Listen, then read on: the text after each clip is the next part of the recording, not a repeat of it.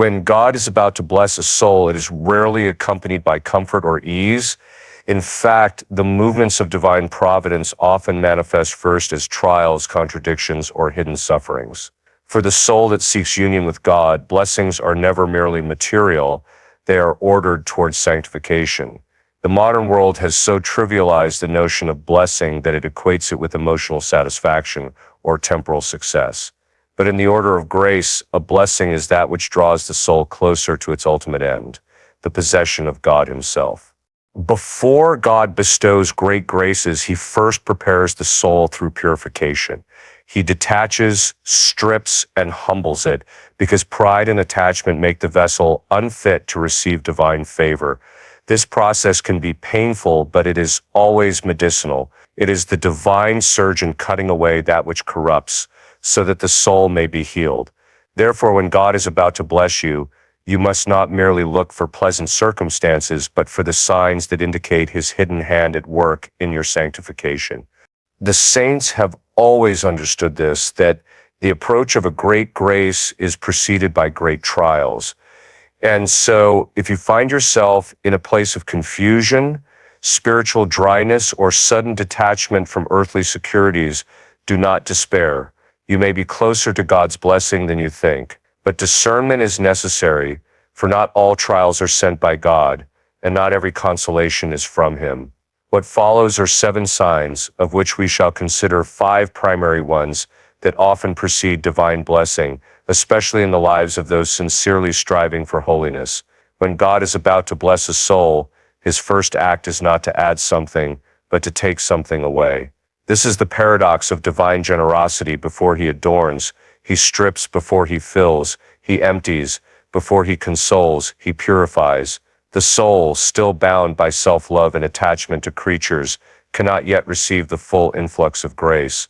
God therefore begins His work, not by enlarging the vessel of the soul through immediate delight, but by purging the interior disorder that constrains its capacity to receive Him. Every blessing from God must be ordered toward man's ultimate end, the beatific vision. Hence, when He prepares a blessing, it is not merely temporal favor or earthly success that He seeks to grant, but an increase in sanctifying grace, virtue, and conformity to His divine will. Yet the soul, darkened by concupiscence and the residue of sin, often clings to what is lower, disordered, and self-referential. If God were to pour His gifts into a vessel still full of self-love, pride, or vanity, the blessing itself would become an instrument of ruin. Thus, He purifies the soul through interior trials, suffering, contradiction, or detachment to make it truly receptive. This purification is not punitive, though it may feel so. It is medicinal. Just as a physician burns or cuts to heal, so too does God wound to purify. John of the Cross calls this the dark night, the period in which God removes the sweetness of prayer and the satisfaction of spiritual pleasures, so that the soul may learn to love Him purely for His own sake. Until that detachment occurs, the soul's love remains mixed with self-interest. It loves God for the consolations He provides, not for who He is. Therefore, the first sign that God is about to bless a soul is often the removal of consolation and the onset of a hidden interior trial. This purification can take many forms. Sometimes it is physical suffering, illness, fatigue, or loss of strength that humbles the body and detaches it from comfort. Other times it is emotional or relational, misunderstanding, rejection, or solitude that forces the soul to find stability only in God. At times it is intellectual darkness, when God allows confusion or the sense of His absence, so that the soul ceases to rely on its own understanding and begins to rest in faith. In every case, the process is the same. God purifies by deprivation, not because He delights in our pain, but because the attachments must die before the blessing can live. We must understand that purification is proportionate to the blessing that follows. The greater the grace God intends to bestow, the deeper the purgation He allows. Just as the gold must endure more intense fire to become pure, so the soul that will receive greater favor must endure more severe trial. Many souls pray for great graces, but recoil when purification begins. They want sanctity without detachment, glory without crucifixion. But this is impossible. Christ himself entered his glory only through the cross. The path of purification then is not optional. It is the very means by which the divine order is restored in the soul. During this phase, one must guard against two errors. The first is discouragement, the temptation to believe that suffering is a sign of divine displeasure. In truth, when God purifies, it is a sign of predilection. He chastises whom he loves, not to destroy, but to elevate. The second error is resistance, clinging to the very attachments he seeks to remove. The soul that resists purification prolongs its own suffering, because God will not pour new wine into old wineskins. He will continue the purgation until the soul yields entirely to his will. When the soul finally accepts this process with humility and docility, purification begins to bear fruit. The passions become more ordered, prayer becomes more recollected, and faith deepens. The soul ceases to seek God in consolations and begins to seek him in his will. That is the moment when God begins to adorn the soul with his blessings, not necessarily in external circumstances, but in interior strength, peace, and light. The purification that once seemed unbearable now becomes sweet because the soul recognizes in it the hidden hand of divine love. Thus, when one experiences an interior stripping, when familiar comforts vanish, when prayers seem unanswered, when the heart feels emptied, it is not a sign of abandonment, but of preparation. God is making room within the soul for a blessing greater than it could have imagined. To the eyes of the world, it appears as loss, but to the eyes of faith, it is divine craftsmanship. The vessel must be cleansed before it is filled with new wine. So, if you find yourself in a season of purification, do not despair. Endure it with faith, patience, and surrender. For when God purifies, he is near. When he empties, he intends to fill. When he wounds, he prepares to heal. And when his work of purification is complete, the soul will know what true blessing means, not merely the comfort of God's gifts, but the possession of God himself. Whenever God is preparing to pour out a special grace or blessing upon a soul, one of the first signs is a sudden intensification of spiritual warfare.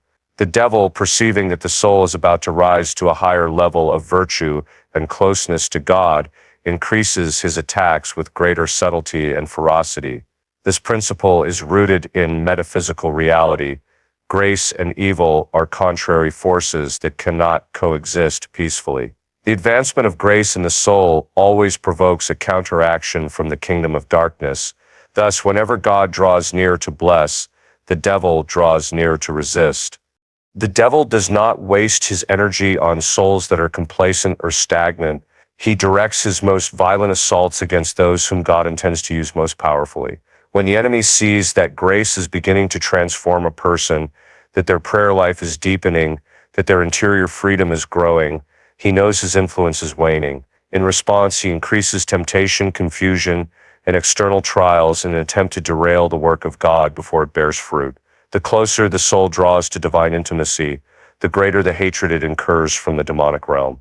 This spiritual warfare often manifests as intensified temptations in areas once thought conquered. Sins or weaknesses that seemed long overcome suddenly reappear with renewed force. The devil aims to stir old passions, reawaken forgotten fears, and cloud the intellect with doubt. He knows that if he can disturb the soul's peace, he can obscure its discernment. The person may begin to question whether they are truly progressing, for all they perceive is inner turmoil. Yet this very turmoil is often a sign that the enemy is reacting to the encroachment of grace. At times, the devil's assaults take a more subtle form: confusion in prayer, spiritual dryness, or the appearance of fruitlessness. The person feels abandoned by God, and the devil whispers that their efforts are useless. This temptation to despair is one of his most powerful weapons. He wants the soul to abandon prayer precisely when prayer is bearing the most hidden fruit. It is in these moments that faith must persevere, for what seems like darkness is often the moment of divine victory unseen by human sight. Saint Teresa of Avila and Saint John of the Cross both warn that the devil especially targets the imagination and memory. He fills the mind with distractions, anxieties, and false images of failure. The soul, if it lacks vigilance, may mistake these disturbances for signs of God's displeasure. But the saints teach us that when spiritual warfare intensifies, one must not look inward to one's feelings, but upward to the constancy of divine truth. The soul must cling to objective faith rather than subjective perception. God has not abandoned the soul. He is merely allowing the enemy to expose his malice, that the soul might grow in discernment and virtue. In such periods, the weapons of spiritual warfare become indispensable: frequent confession, fidelity to prayer, devotion to the Blessed Virgin, and sacramentals such as holy water and the Rosary. The devil despises humility and obedience above all else, for they mirror the virtues by which he was overthrown. Thus, the soul's best defense is not to engage the enemy on emotional terms, but to remain steadfast in obedience to God's will, however obscure it may seem. Silence, mortification, and perseverance terrify the demons more than emotional resistance, for these virtues are anchored in divine strength rather than human effort. Theologically speaking, God permits this warfare not as cruelty but as training. Just as a soldier must be tested in battle before being entrusted with command, so the soul must be proven in combat before being entrusted with higher grace. Through conflict, virtue is fortified. Through resistance, humility is perfected. The devil becomes unwillingly the instrument of the soul's sanctification. His every attack, if endured with faith, only deepens the soul's dependence on God. In this way, what the enemy intends for destruction, God converts into strength. This is why many saints have said that when temptations grow more violent, they rejoice quietly, for they know something greater is coming. The devil only roars when he senses that his prey is escaping him. The turbulence of the storm is proof that the vessel is nearing its destination. Therefore, when the soul experiences such intense opposition, both internally and externally, it must not interpret it as failure, but as confirmation that divine blessing is near. We must remember that the greatest victory of the devil is not that he tempts, but that he convinces the soul to give up the fight. The true defeat occurs not in being attacked, but in surrendering to discouragement. As long as the soul continues to resist, even in weakness, grace is operative and growing. When all strength seems gone, when prayer feels empty, when every consolation is withdrawn, then the soul stands most firmly in faith, and it is then that God is nearest. Thus, the increase of spiritual warfare is not a curse, but a sign of impending grace. It reveals that the enemy senses the approach of something he fears, divine favor poured into the soul. If you find yourself besieged by temptations, anxieties, or inexplicable opposition, take courage. The battle itself is proof that you are advancing toward blessing. The devil does not fight where nothing is at stake. And if he fights you now with such violence, it is only because he knows he is about to lose you to God. When God is preparing to bless a soul, one of the most striking and disconcerting signs is his silence. The devout soul, accustomed to sensing his nearness in prayer, suddenly finds heaven mute. The consolations once freely given now vanish. Prayer feels dry, mechanical, and fruitless. The intellect no longer perceives light. The heart no longer feels warmth. The soul cries out and hears nothing in return. To the natural man, this silence seems to indicate abandonment, but to the enlightened soul, it is the sure mark of divine intimacy. God hides himself, not to forsake, but to purify love. In the spiritual life, there comes a point where sensible consolations, those feelings of peace, sweetness, and nearness of God must give way to pure faith. As long as the soul relies on emotion, it has not yet reached mature love. God, who desires that we love him for his own sake and not for his gifts, therefore withdraws the sensible experience of his presence. He does this not in anger, but in perfect wisdom. The soul that clings to consolations clings to shadows. He must take away what is felt so that we might learn to seek what is real, his will, his truth, his essence. This divine silence is the crucible in which faith is proven. When the intellect no longer perceives and the will no longer feels, the soul stands naked before God. Every illusion of control is stripped away. One must now love God not because he is seen or felt, but because he is God. It is this act of pure love, this naked faith, that most glorifies him. Consolations appeal to the senses, faith transcends them.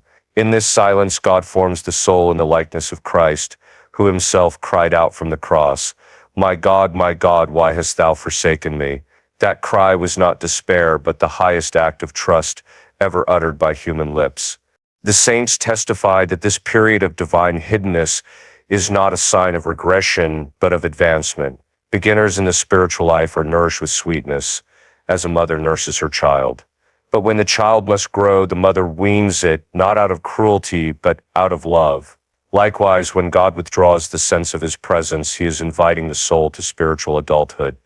It is no longer sufficient to live on the milk of consolation. The soul must now digest the solid food of faith and abandonment. However, the soul often misinterprets this silence. It believes it has lost God, that it has sinned, or that its prayers no longer reach heaven. The devil exploits this darkness, sowing discouragement and fear. He whispers, "You are forgotten. Your prayer is useless. You were deceived."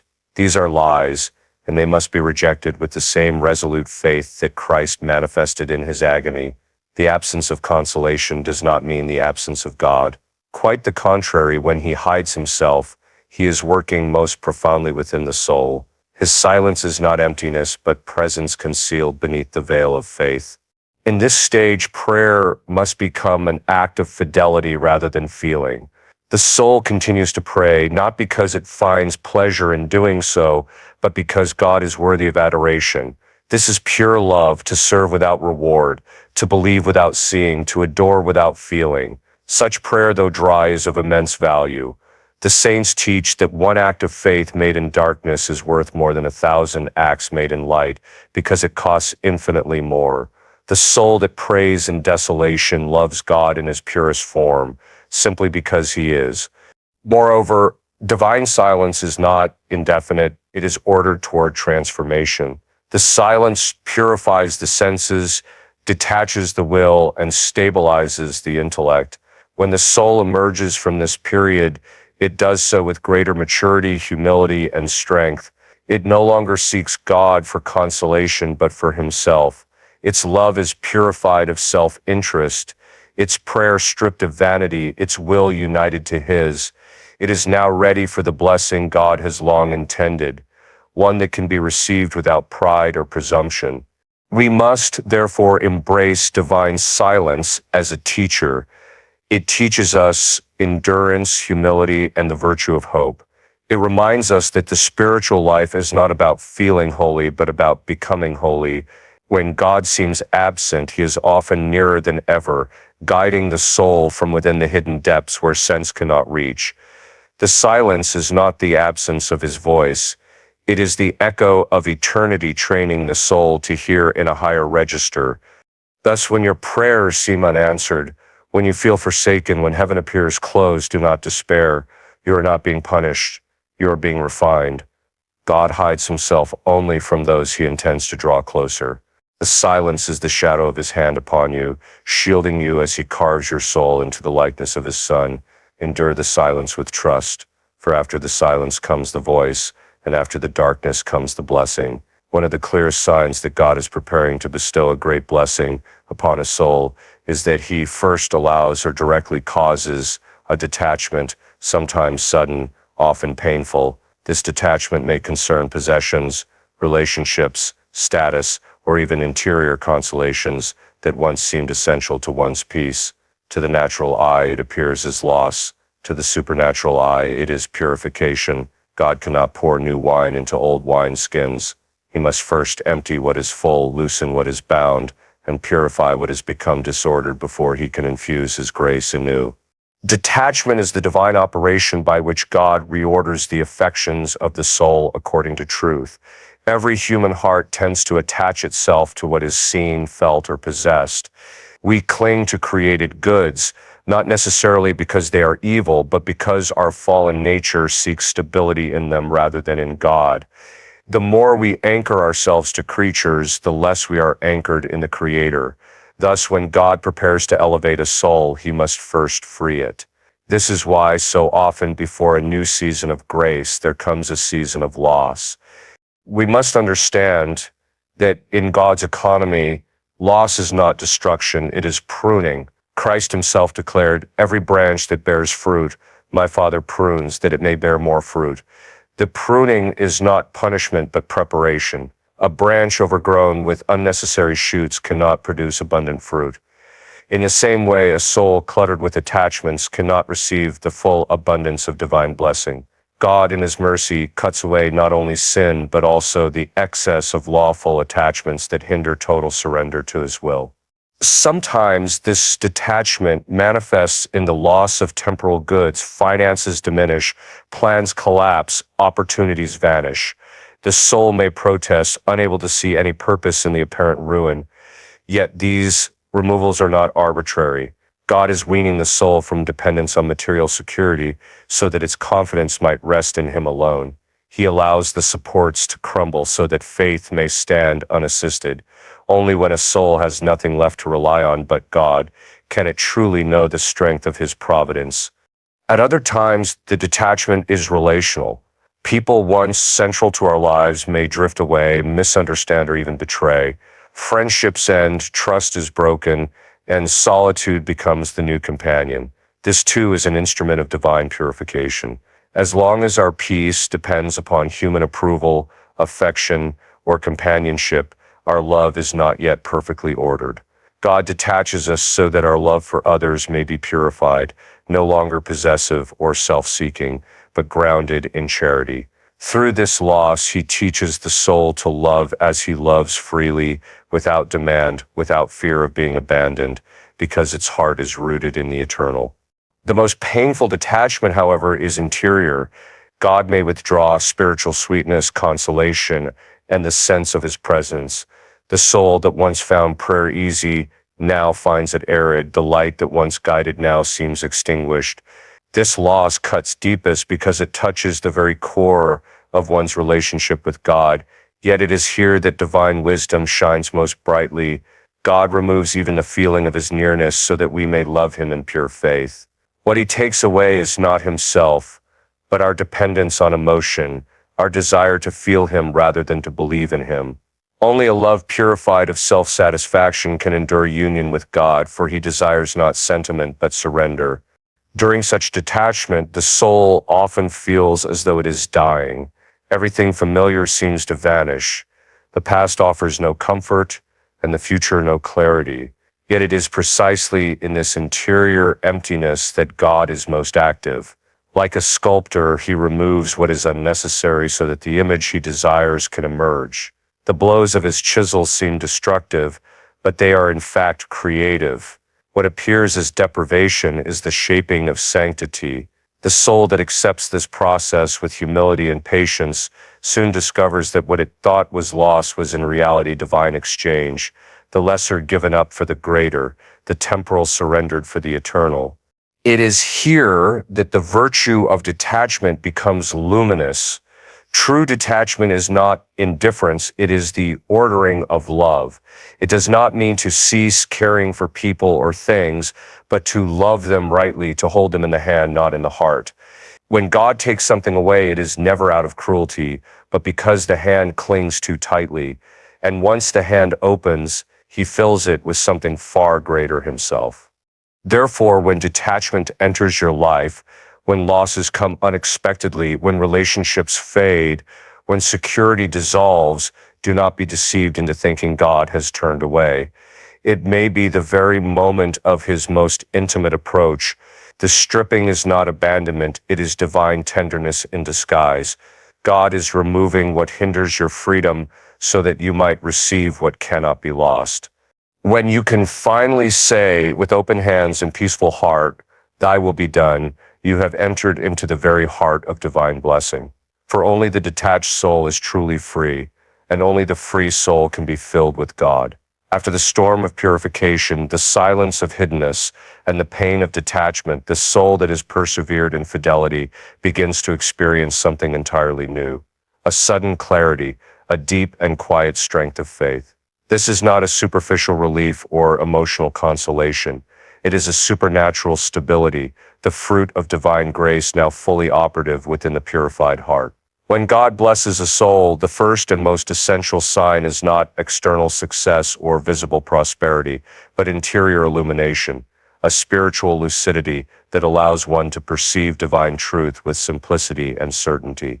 This clarity is not merely intellectual. It is a grace-infused light that penetrates the will and the affections. The soul suddenly understands, not by reasoning, but by interior conviction, that all things are ordered by divine providence. What once seemed chaotic now reveals hidden purpose. What once caused bitterness now discloses mercy. This is what the saints describe as the light of the gift of understanding, a gift of the Holy Spirit that enables the soul to see the hand of God in every circumstance. It is not that new information is given, but that the same truths are now seen with supernatural depth. The soul perceives that nothing is accidental, nothing wasted, nothing outside the will of God. This new strength of faith does not depend on feeling. It is steady, calm, and deeply rooted. The soul no longer seeks evidence, for it has become evidence itself, an instrument through which divine truth is manifest. Such faith is not blind, but illuminated. It rests not on emotion, but on divine certainty. Where once prayer was an effort of will, now it becomes a quiet gaze upon God. The will, strengthened by grace, no longer wavers between fear and trust. It rests in what God has revealed, even when reason cannot fully grasp it. This is the faith that moves mountains, not by human enthusiasm, but by supernatural participation in the strength of God Himself. This clarity and firmness often arrive suddenly, though they are long prepared by suffering. After months or years of interior struggle, the soul may awaken one day with an unexplainable peace. The storm has passed and light has broken through. This is not an emotional high, but a quiet certitude, the peace Christ spoke of when He said, "My peace I give to you, not as the world gives." The soul realizes that even if trials remain, they no longer hold dominion. The interior faculties have been reordered. The intellect now submits to faith, and the will to charity. What once agitated the heart now leaves it undisturbed. This is the fruit of divine blessing, interior peace rooted in divine truth. Theologically, this transformation occurs because the soul, having been purified of self-love, becomes transparent to grace. When obstacles to grace are removed, the light of God floods the interior with clarity. It is as though the windows of the soul, long clouded by pride, fear, and attachment, are suddenly wiped clean. The light was always there, only now it can enter freely. In this state, the soul no longer interprets life through the lens of self-interest, but through the lens of divine wisdom. Everything, even suffering, is